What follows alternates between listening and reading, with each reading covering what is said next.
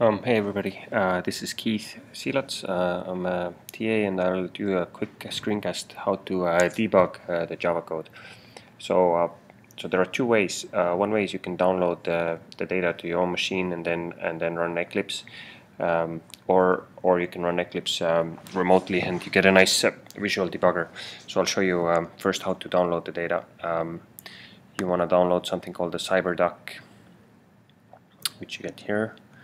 When you start CyberDuck, you basically get a connection and you go to corin.stanford.edu. You get something like this, and then you can go to folder, and then you can go to the folder in AFS, which I put it right here. And then you can just drag and drop these things to your folder somewhere, which I'm not going to do right now because I did it already. Okay, and once you have them, what you can do is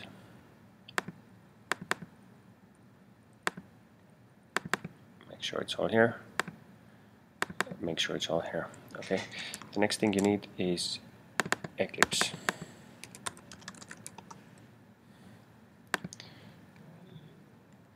And what you want to do is download it, and you can just take this download for Mac 64-bit, that's mine. Okay, when you start up Eclipse, you get this. And now what you need to do is you need to create the project. And since we already have a build.xml file, this is super easy. You go new project, and then you say project from an existing build file, browse for the build file, and it's right here in the Java folder.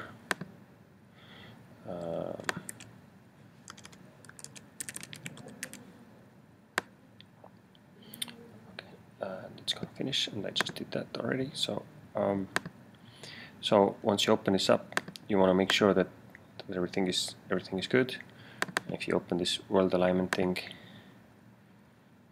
you see that it starts from the main method and it takes a bunch of arguments, but the arguments already have the defaults set, so you should be able to right click on this and go run as Java application. Ta-da-da, you get some alignments. Perfect. Okay, next thing what you want to do is you want to create from baseline world alignment, you want to create the PMI model, and the easiest way to do this is to use the beautiful refactor scripts. Okay, so you can rename a class. Before you do this, you might want to go here to where the Java files are and make a copy of it. So you have a copy, then you can go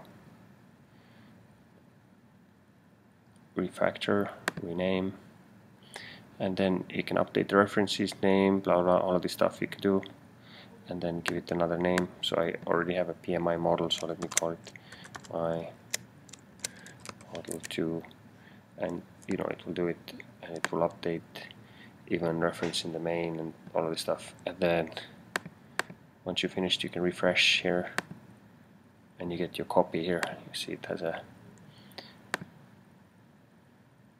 a mistake in it, but the idea is you can still have your original file after renaming because you did the copy. Okay, once this is done, now you're here and you're gonna have two methods. You're gonna have the align and train. What you want to do is put breakpoints in both of them. You will actually implement train first because that's what the program is doing. It first goes through the train and then it goes through the align after the train. So I put a breakpoint here, I put a breakpoint here. If I go back to world alignment, what you can do is you can go here, right click, and you can